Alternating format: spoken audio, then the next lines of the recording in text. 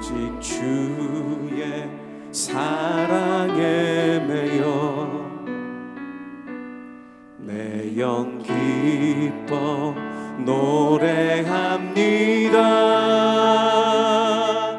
이 소망의 언덕 기쁨의 땅에서 주께 사랑 드립니다. 오직 주의 임재 안에 갇혀 내 영 기뻐 찬양합니다.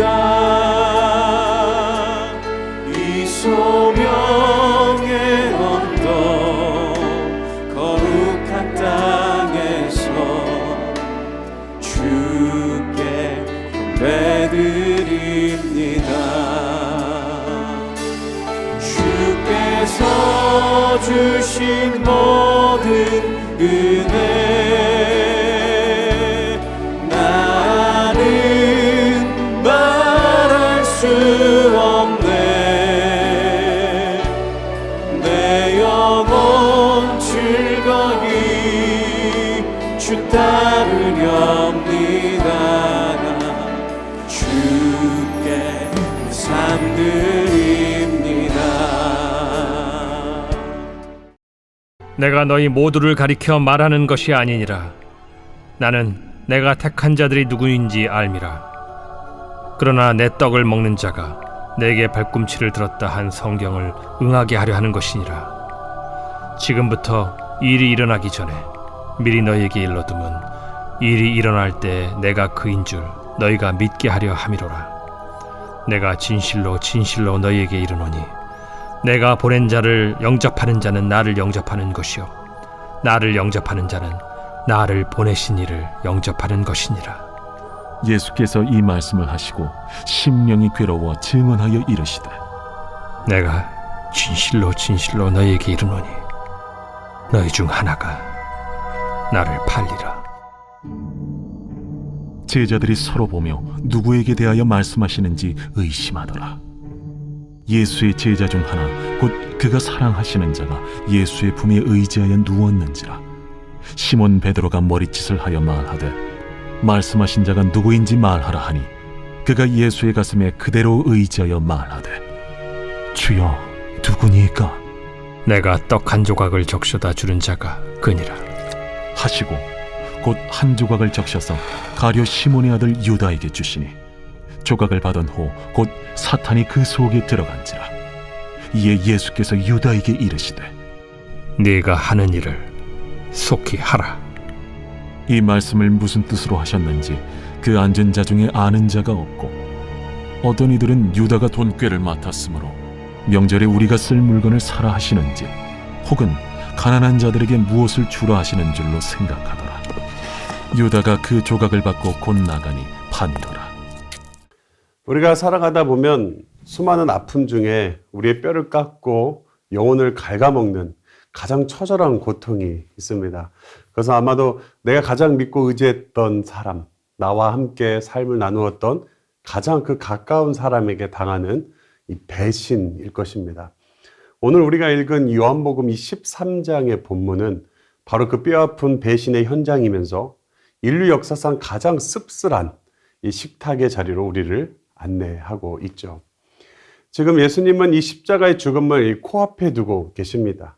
극심한 압박과 그 고뇌 속에서도 예수님은 이 제자들의 발을 직접 닦아주셨고 이제 자신을 은삼신양에 팔아넘길 이 배신자 가룟 유다를 향해 마지막 구원의 손을 내미고 계시는 것이죠.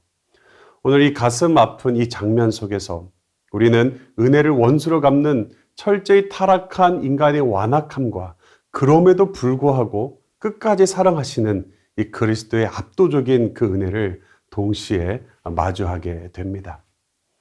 오늘 말씀을 통해 우리 내면에 숨겨진 이 유다의 본성을 발견하고 십자가의 은혜 앞에 철저히 엎드려지는 이 시간이 되기를 주님의 이름으로 축복합니다. 본문 18절에서 예수님은 시편 41편을 인용하시며 이렇게 말씀하시죠. 내 떡을 먹는 자가 내게 발꿈치를 들었다라고 말입니다. 이 시편은 과거 이 다윗 왕이 지은 이 탄식의 시입니다. 다윗이 아들 압살롬의 그 반역으로 도망칠 때 다윗이 가장 신뢰했던 최고의 모사이자 신복이었던 이 아히도벨이 다윗을 배신하고 압살롬의 이 편에 서게 되죠. 한 밥상에서 밥을 먹으며 국사를 논하던 가장 가까운 친구에게 당한 이 끔찍한 배신은 다윗의 마음에 지울 수 없는 상처로 남겨졌죠. 예수님께서 이 말씀을 인용하신 이유는 분명하십니다. 과거 다윗이 느꼈던 그 철저한 고통과 이 배신감을 참된 왕이신 예수님께서도 지금 동일하게, 아니 그보다 훨씬 더 깊이 느끼고 계심을 보여주는 이 대목인 것이죠. 특별히 발꿈치를 들었다라는 이 표현은 짐승이 주인을 향해 뒷받질을 하며 치명상을 입히려는 이 잔인한 그 모습을 의미합니다. 자신이 먹이고 입히고 사랑했던 이 제자가 주인을 향해 독을 품고 뒷발질을 하려는 이 기막힌 상황에서 예수님은 깊은 고뇌에 빠지신 것이죠. 그렇다면 예수님은 왜 이 고통스러운 이 사실을 미리 말씀하고 있는 걸까요?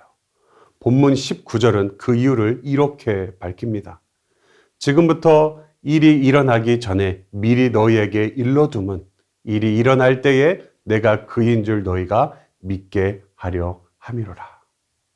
가장 측근의 이 배신은 자칫 예수님의 사역이 실패한 것처럼 보이게 할 수 있었습니다. 메시아가 제자 하나 건사하지 못해서 팔려간 무능한 실패자처럼 보일 수 있었습니다. 그러나 예수님은 이 모든 배신과 비극조차도 하나님의 영원한 이 구속 작전과 구약 성경의 예언이 성취되는 이 과정임을 제자들에게 깨닫게 하려 했다라는 사실이시죠. 그리고 예수님은 이 심령이 깊이 괴로워하시며 비통하게 선언하십니다. 21절 말씀입니다. 내가 진실로 너희에게 이르노니 너희 중 하나가 나를 팔리라. 예수님의 이 폭탄 선언의 제자들은 큰 충격에 빠지게 되죠. 사도 요한이 예수님의 이 품에 의지하며 배신자가 누구인지를 묻자 예수님은 26절에 내가 떡 한 조각을 적셔다 주는 자가 그니라 라고 하시고 그 떡 조각을 가룟 유다에게 주시는 것을 볼 수가 있죠. 우리는 여기서 당시 유대인의 이 식사 문화를 좀 주목해 볼 필요가 있습니다. 이 문화를 알면 이 식탁에 흐르는 예수님의 이 처절한 그 사랑을 우리가 깨달을 수 있기 때문입니다. 당시 그 유대인의 사람들은 이 트리클리니움이라는 이 디귿자 모양의 낮은 식탁에서 비스듬히 누워서 이 식사를 했다고 합니다.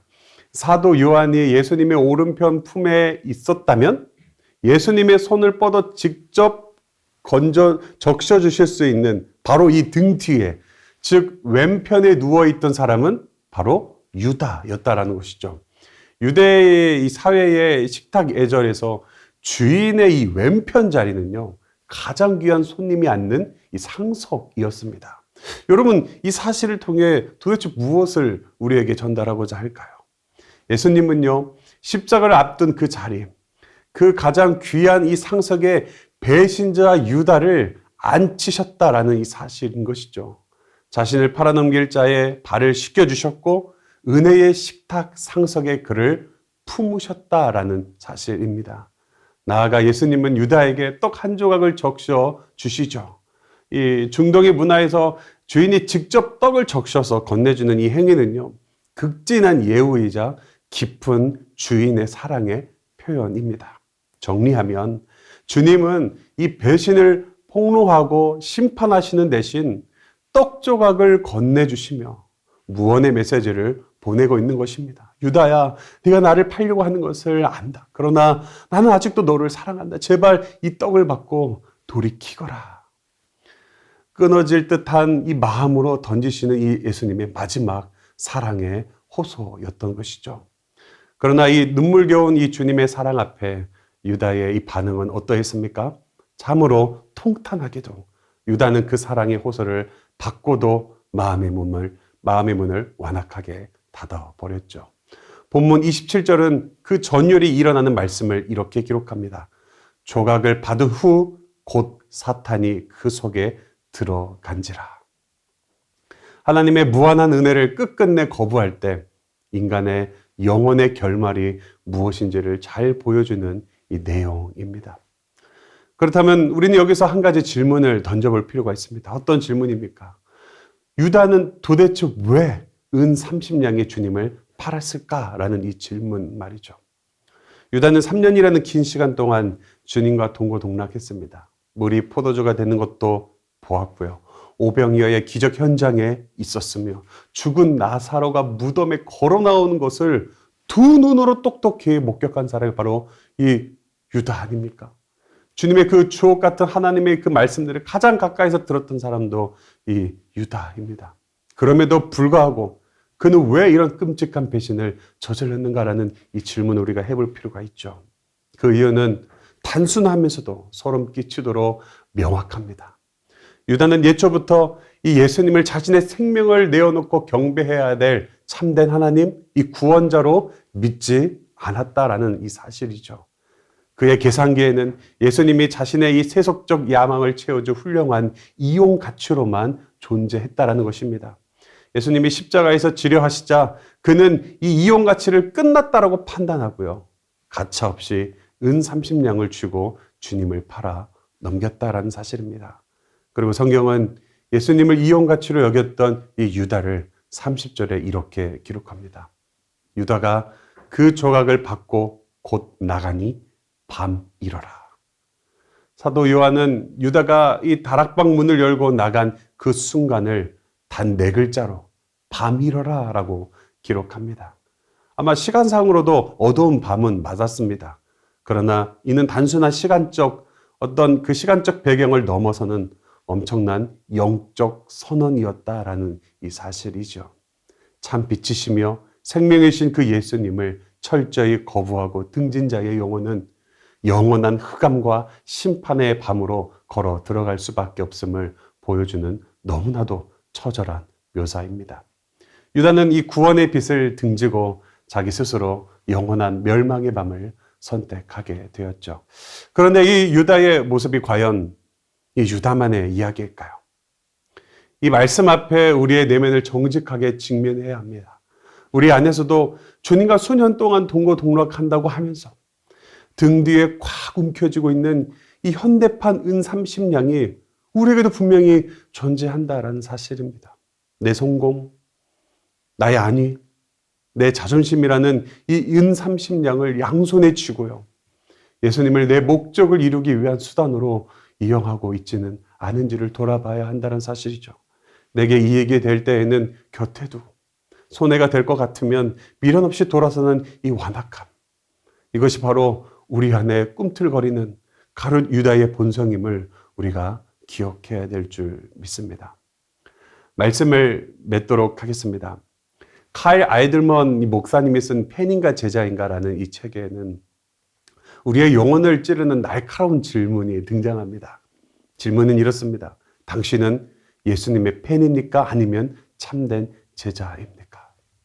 책에 의하면 팬은 스타가 자신에게 유익을 주고 즐거움을 줄 때만 열광합니다. 그러나 희생이 요구되면 미련 없이 등을 돌리는 것이 바로 이 팬의 모습이죠.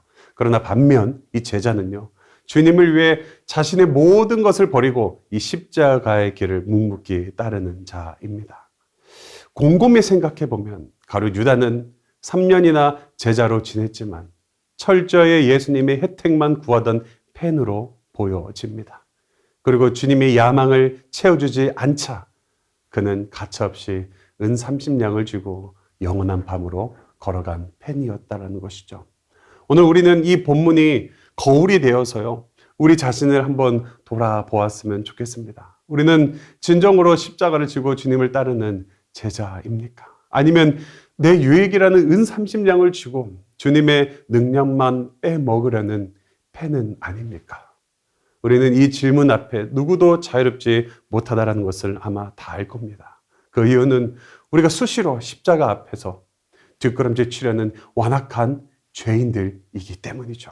그런데 여러분, 그런데 오늘 이 시간 우리를 향한 이 주님의 압도적인 은혜를 바라보아야 합니다.